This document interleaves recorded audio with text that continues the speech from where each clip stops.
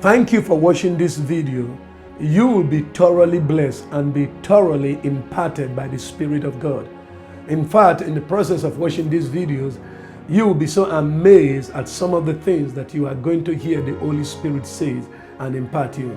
So I'm expecting that out of this video, there will be a tremendous changes that will take place in your life. Thank you for watching it again. I am the problem. And you have to be able to open your heart to truth and allow truth to flood your heart with light and begin to invade those areas of darknesses so that all of a sudden you can be able to buy into what the Spirit of God is saying for you.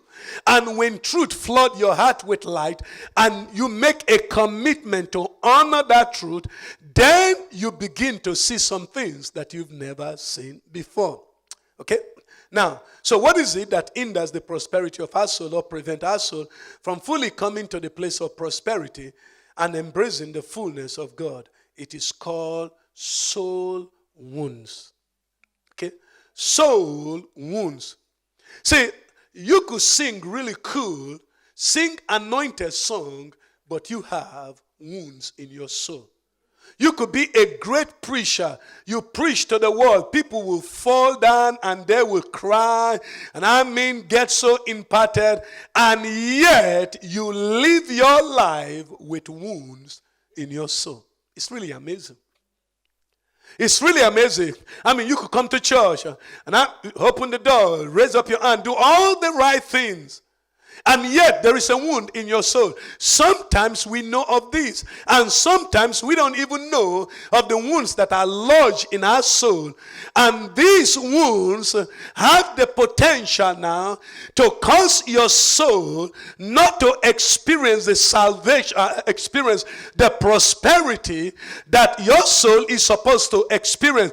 Because according to the rule of the game for prosperity to become a reality is my prosperity is in direct proportion to the prosperity of what? Of my soul. I determine, the prosperity of my soul, the life of my soul determines the prosperity of my life. So if my soul determines this, I ought to really look at my soul and make sure that I do something about it so that I can be able to enjoy the fullness that God intends for me.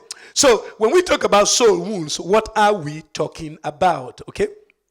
Let's put a definition. What do we mean by soul wounds? Soul wounds are the damages. Now, it's key to write this down. Soul wounds are the damages that are inflicted in our soul. These are damages that are inflicted in our soul as a result of the negative experiences, the negative pain, and the molestation against our soul. I'm going to repeat that again. Soul wounds are the damages that are inflicted in our soul as a result of the negative experiences, the pain, and molestation against our soul that we are never dealt with. That we are never dealt with. For some reason, whether because of the background, the church you attend, a lack of revelation in that area, nobody ever taught you, nobody ministered to you, whatever, it was never dealt with. Now, which eventually remains lodged in our soul. Because it wasn't dealt with, it is lodged in your soul to produce a wound. And so now it produces a wound that hinders your advancement in life. Soul wounds are the damages that are inflicted in our soul as a result of the negative experiences, the negative pain, the molestation against our soul that we never dealt with, which eventually remains lodged in our soul to produce wounds. Okay? If we go through this room, we don't have to go through churches in Birmingham. Just in this room, if you're really genuine with yourself, you will understand that there are some soul wounds that are lodged in you that we never dealt with. And the interesting thing is, God may want to bring prosperity in marriage to you in an aspect, but prosperity can't come in that area because the soul wounds that were in there, that were lodged in there, is hindering God's ability to be able to do something in that area. It's really amazing how the enemy takes advantage of this. See, you got to understand, according to 1 Thessalonians 5:23, man is a tripartite being. In other words, I am a spirit. I am a spirit. You know, I am not a soul. I am not a body. I am a spirit. So the right way to address me is, I am a spirit, but I have a soul. Because of where I am, I have a soul. And then I have to live in a case. I live in a body. That's the way it works. But the real you, when we strip that case off from you, and we take the soul off from you, the real you is what? Is spirit. It has to be taught over and over that you understand the cute looking you that is looking at me is not the you. The real you is your spirit. Now, isn't it amazing that we feed our body? And I mean, we make up our body and then we feed our soul, but we never feed our spirit like we're supposed to. So here you have someone with a healthy body, a healthy soul. You feed your soul when you go to college and university and all of that, you know, but yet your spirit is not fed.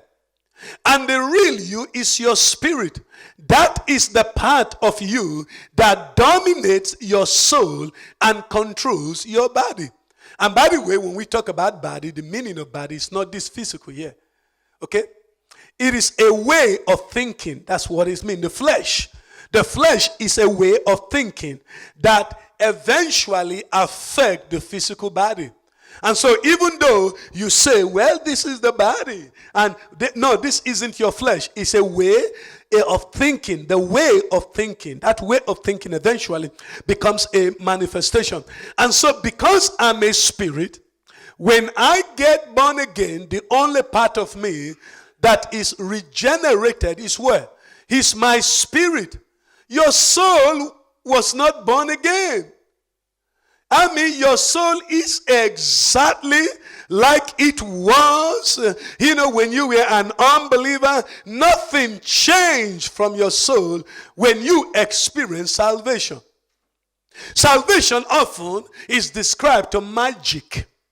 Because you and I really don't play too much of significant role except that we came into agreement and want to.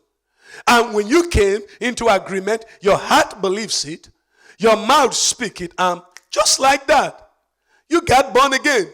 I mean, before you blink your eye, you were born again. You didn't have to dance too long. You didn't have to scream. You didn't have to roll on the floor. You just made that confession of what your heart believes, and you were saved. That is sozo. You were saved. But the problem is, gangs, your soul is not saved. I mean, that soul ugly thing, that way of thinking, that behavioral lifestyle, it is still there. You can still lie. You still smoke. That appetite and all those stuff is still there. Because the only part that was regenerated is your spirit. Now, the way it is designed, your spirit gets saved once, but your soul goes through a daily salvation.